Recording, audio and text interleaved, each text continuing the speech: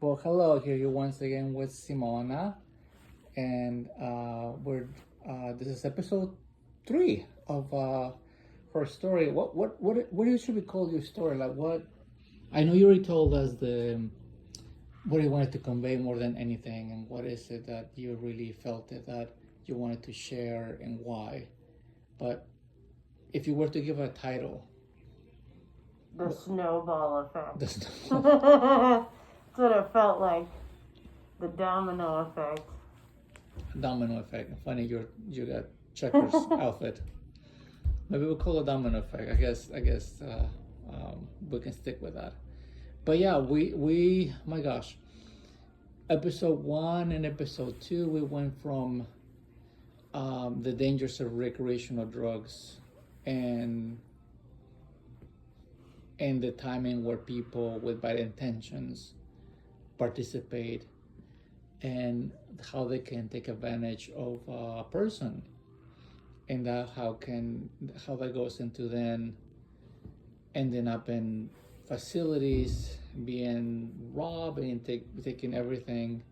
You lost all your belongings, and you find yourself basically detained and with a lot of problems and trauma and things that you've been dealing and trying to overcome.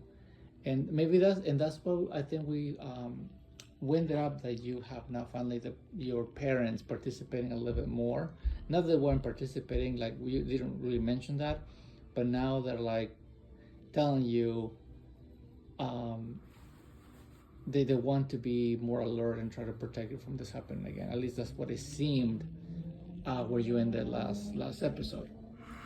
So I think now we want to just sort of end up on what do you do, or what do you do after that, because you mentioned how you've been now sober for over a year, and I don't know, I just wanted to ask you, now that you're here after such experiences that are both traumatic and difficult, and that reminds me, just for the audience who has been listening, I have to say it again, I don't think it was going to be quite as intense as last episode, but again, we have been discussing things that are could be triggering, or you could have a little bit of trauma by some of the things that you were experienced, that you shared.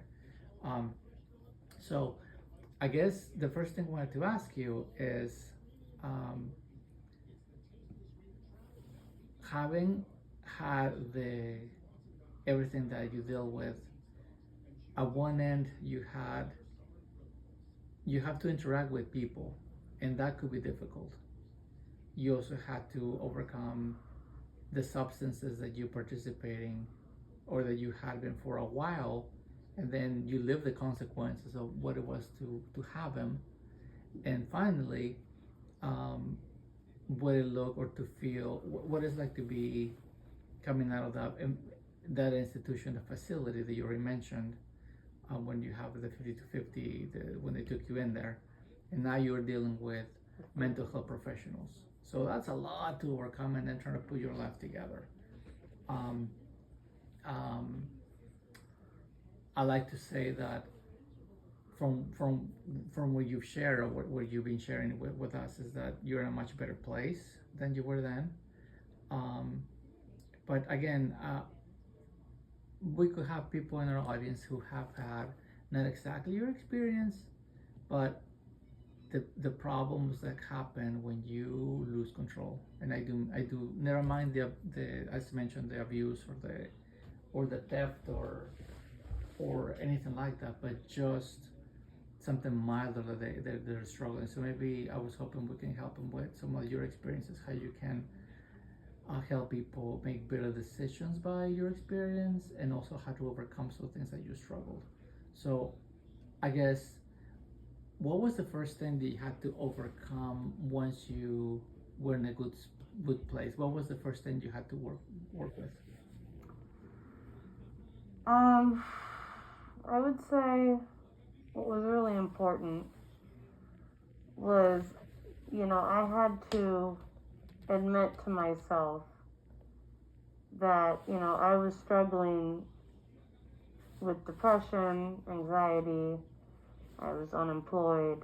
You know, I had some difficult things that I was going through. And I had to admit that my life was not going on the track that I wanted it to be on. And when I was, you know, still coming off of drugs and still in an episode, and I finally got a new phone, you know, I had reached out to people not in the right state of mind. And I lost many people in my life, friends, colleagues, people I knew from school. Basically, my whole network and community fell apart. And I had to get to a place where I was then pretty much forced to work on myself. And this was really an opportunity that I was given to take care of myself, by myself, for myself. That's pretty tough. In a way that I never had before. You're forced to grow. I was forced to grow. I mean, there were things like, you know, I never liked doing dishes. I despised them. And, you know, I had to get my hands in the soap and the water, and I had to do my dishes. I had to do, you know, cleaning. I had to, you know, take care of finances and, you know, put myself back on track. And you kind of have to get to like a place of humility. Mm-hmm. And, you know, I did have a therapist at the time, and I took some bit of doing to try to find her again since I didn't have my contacts. But I had to contact her and be like, hey, you didn't hear from me for a while because this is what happened. And I had a therapist once a week for 3 years. And I had to stay on top of it, you know, even when I didn't want to, even when I thought I was getting better. It was important for me to keep up with therapy.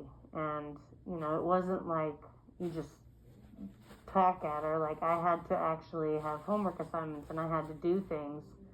And I had to hear, you know, the things that I wasn't doing right in my life that I had to work on to get to myself to a place of sustainability. Yeah, it sounds like you were working on yourself, and you had to. I hear sometimes that people who have therapy sessions, they go, but they're not working. They're going, but they're not working. You have to put in the work. That's the only way you're going to see the results. And it comes down to, how badly do you want to get better? How badly do you not want to repeat history? And one of the things that got me to stay sober and to keep on the right track was I had to look, and it's different for every person, but for me, I had to say, what have I lost? At what cost? You know, I lost everything in my house. I lost friends. I lost people that I cared about. I lost my reputation. You know, reputation is like everything to somebody. It's your identity. It's who you are. You know, especially with social media these days. I put all sorts of weird stuff out on the internet, and how do you tell people, oh, I was drugged and I was having an episode? That's not an easy thing to say to people. People look at you like you're mentally ill, that you're crazy, that you're just another person that lost their life and started roaming around the streets like a zombie. Like, you know, I was that person, the person that you see on the side of the road in downtown LA, and, you know, they're acting all crazy and they're half naked. That was me. That was me. And I had to get to a place where, you know, I didn't want that to be me. Something you said that is difficult to say is, that was me. Because you kind of have to look at yourself and be not okay with it, and then you have to be so dissatisfied to do the work. And I hope that maybe I'm putting words in your mouth, but isn't that what you have to do? Yeah, because even before all that happened, you know, every person has ego. Every person has a sense of pride. You know, I had a community, I had things that I was working on and projects, but I had to get to a point where I was like, no, I fucked up. There were times in my life where, you know, I had a moment where I was vulnerable and out of my mind, and I had to admit, no, this is not good. And if I would have kept down the road of cannabis, you know, if I would have stayed trusting of people and seen the good in absolutely everybody, I mean, this kind of stuff could have kept happening, you know.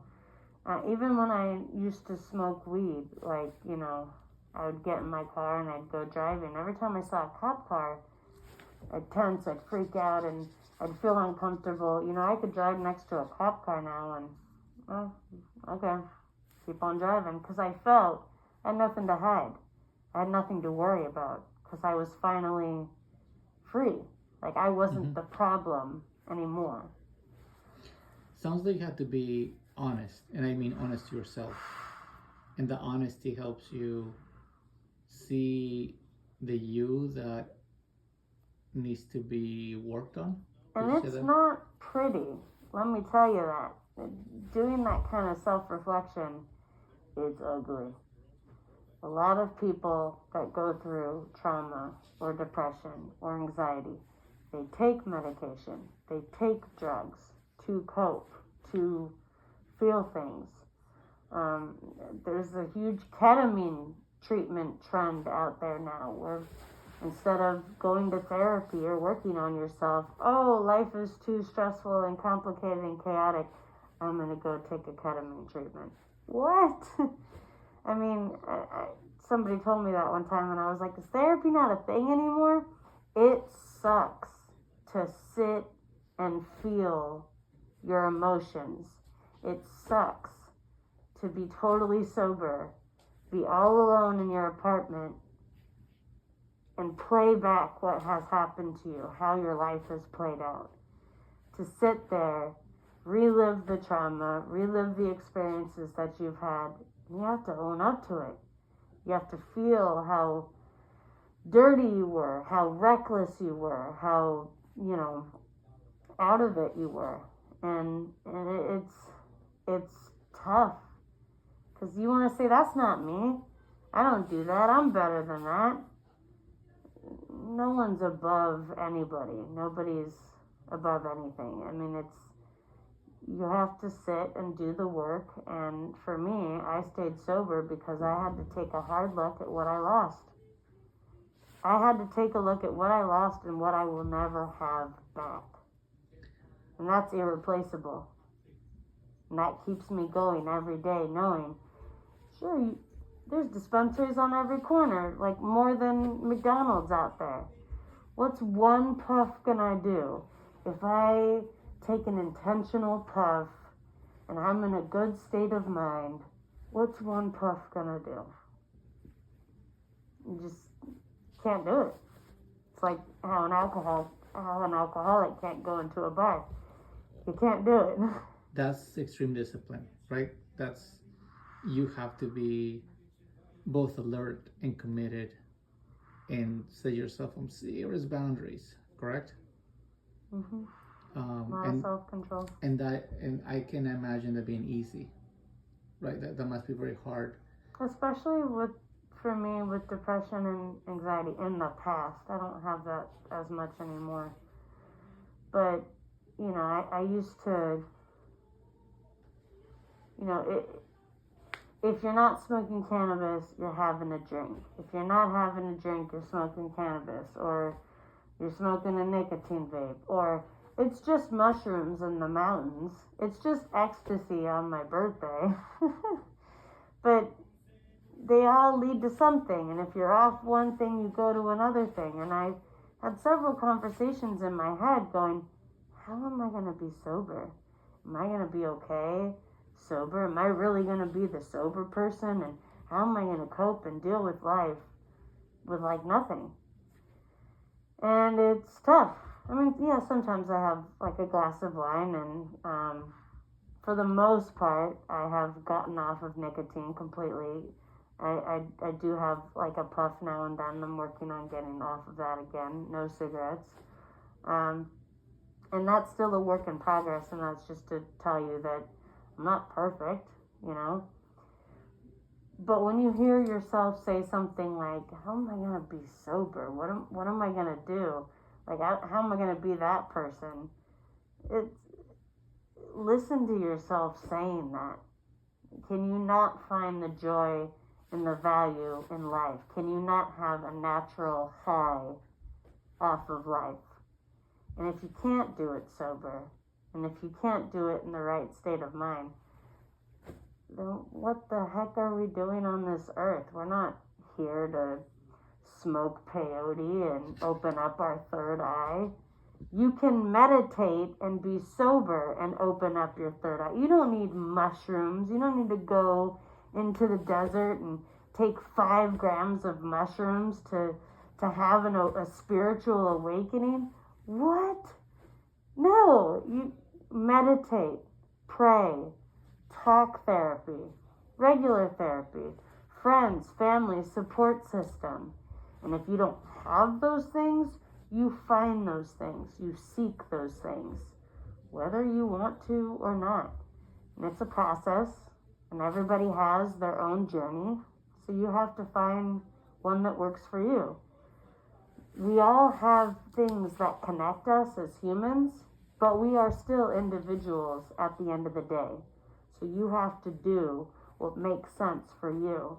Don't follow a guidebook. Don't follow what these influencers are doing online, because they're not living your life or your experience. You have to find something that is manageable for you to sustain. I got into meditation, running, Pilates, bike riding, a lot of book reading. I found out that I wasn't a total extrovert and I didn't want to go partying all the time. Like, I wanted to stay home, hang out with my cat, read a good book, do some cooking. You know, it's the simple things. And the simple things are not bad at all. They're the pleasures of life that everybody should enjoy. Thanks for sharing that. That is both wise and inspiring, and hopefully for our audience, there's some of that they can break down a little bit, because, as you say, not everybody's picture or journey is the same, but there are pieces of what you're saying that someone out there may be able to slightly adjust, slightly take apart, and start their own journey in applying what you're saying in the way that works for them. And maybe it won't come clearly at the beginning, but the struggles are not exactly the same, but they're similar. I do want to end with one more note, which is the world didn't stop becoming chaotic. We still have wars all around us. We still have evil out in this world. There's still a lot of bad. But that's not your excuse to pick up a vice, go sleep around with somebody, go to a party, get blackout drunk. You know, to each their own, sure. But life didn't stop becoming stressful or painful. You just find ways of coping and dealing with it. And at least what worked for me was when I got overstimulated or things got too stressful, I knew that wasn't the time to go hang out with a friend and go out and have this social hour. It was time for me to be alone, me to be calm, turn off music, turn off TV, turn off media, be silent, meditate, pray, whatever.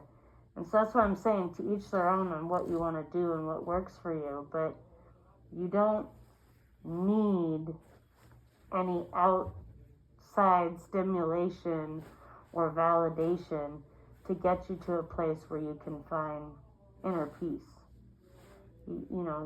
There's grounding techniques and ways to kind of calm yourself down. So I'm not saying it's happily ever after. There's things in your daily life that go on all the time. You just got to find what works for you, because there is a possibility to be calm and to have peace and to have joy in your life, but it does take work. You have to be okay with putting in the work. That's so crucial. Thank you for sharing that.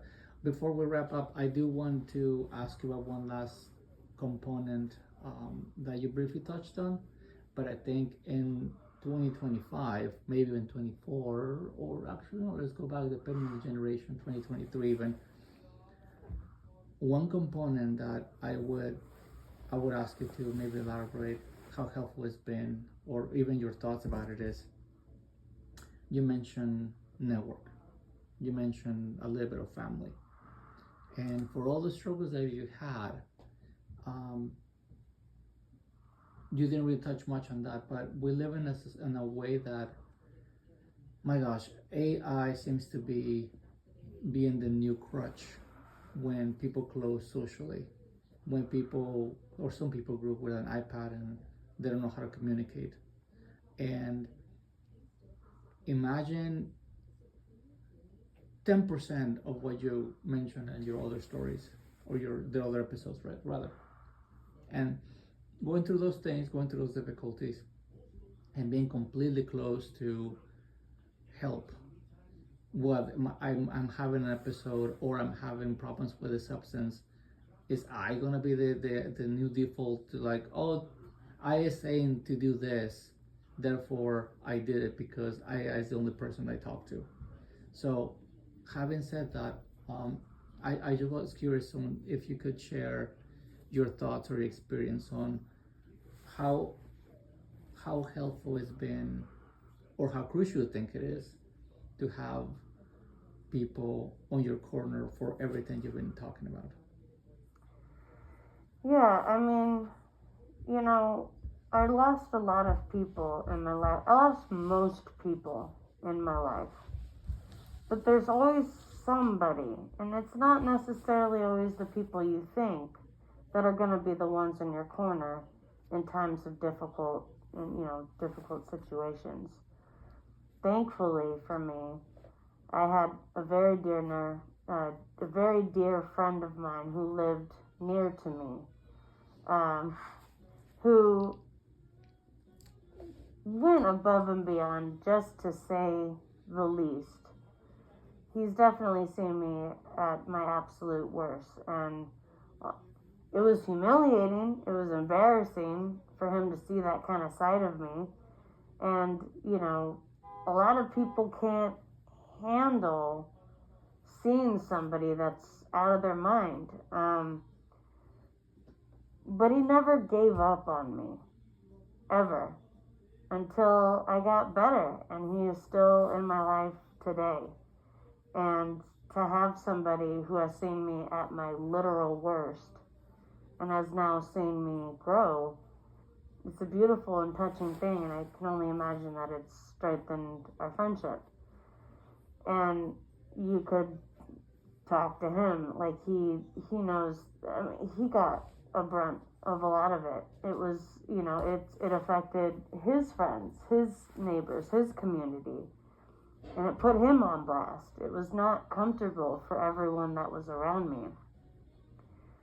So you really got to find somebody that you trust and someone that you love, and it's not always going to be the people that you trust or love. It could be it could be someone that you know a little bit, or someone that you know a lot. And I've had exes that went away, and I was like, what? Somebody that I actually was intimate with was not the one that was supportive. That would be the person you would think is the most supportive. But everybody has someone, and even if you don't have a family member or a friend, there's a community you can join. There are hotlines you can call.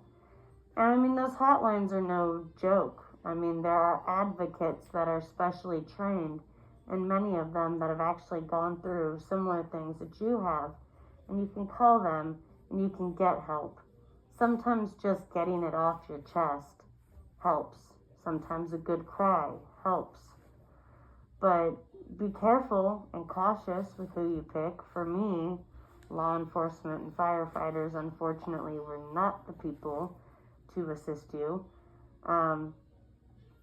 So be mindful. But having a support system and people that you can open up to and talk to is important. You gotta lay down your pride. You gotta be okay with asking for help.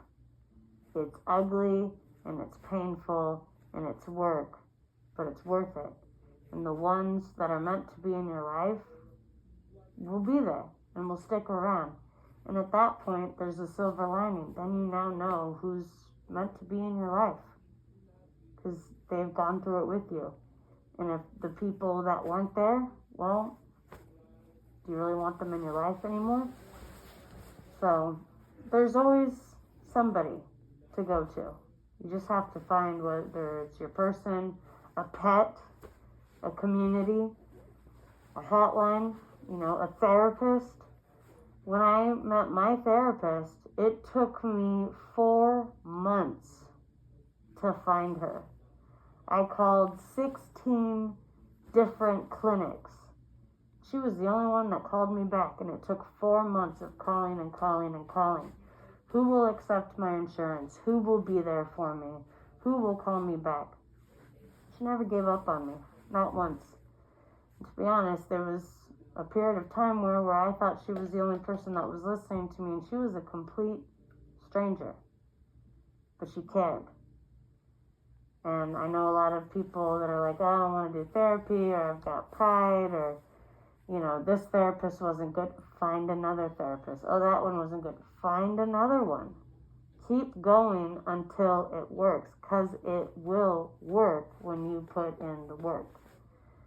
So it keeps going back to that, and thanks for sharing that. To wrap it up, here's the end. We're almost our limit for our segment.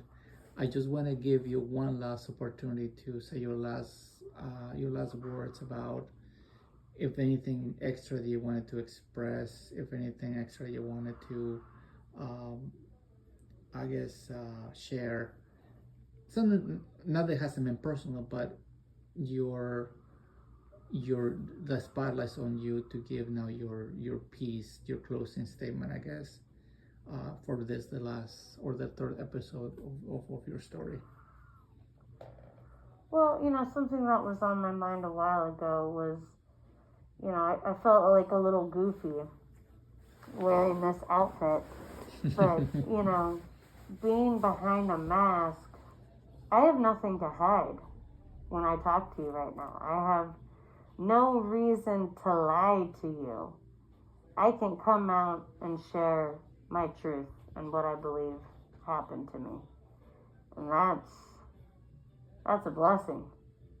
That's a blessing.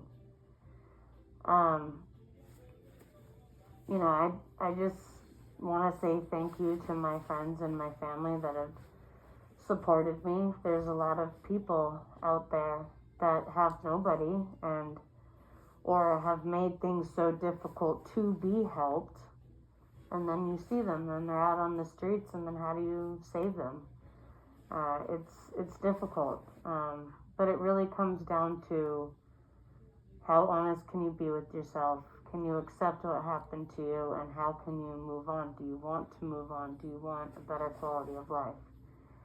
And again, I'm not saying it's a bed of roses, I still deal with stress and I get anxious sometimes, but the running helps, the working out helps, the meditation helps, and the Pilates helps. And you have to kind of get yourself into a groove of what works for you. I make a smoothie every single day to keep myself healthy. And, to each their own, but stay hydrated, drink tons of water, eat your vegetables. I know it sounds silly, but, you got to do what you can. Your body and your mind is important, and you want it to last you for a long time to come. How are you going to do that? Just one step at a time. And all you can't prevent disasters from happening to you, but you can certainly do the best you can along the way, and hope that makes a difference, and I do believe it does. So yeah, I do obviously still have things I need to work on, and I'm not a huge fan of most law enforcement. Not a huge fan of certain branches of the fire department when I reached out for help. So I I have some problems with, you know, some authority figures, and you know, but that's you can't generalize, and I think that's important too. There's always somebody that could be in your corner that can help out, and just because you have a bad experience with one person or a group of people, they're not all going to be like that. So be open to giving people a chance and letting people into your life. And it's going to be hard, but like I said, the right people that are supposed to be there, you'll get through it with them. And the ones that stick around, I mean, those are the most beautiful people you can have in your corner. Cherish them and appreciate every moment you have with them. And with that, we can say arrivederci, and the domino effect can be reversed. You can have a different kind of domino effect, right? Yeah. Okay. You could put those pieces back up and lead life where you want it to go. Okay. With that, we end our domino effect with our Masquerade confession. Ciao. So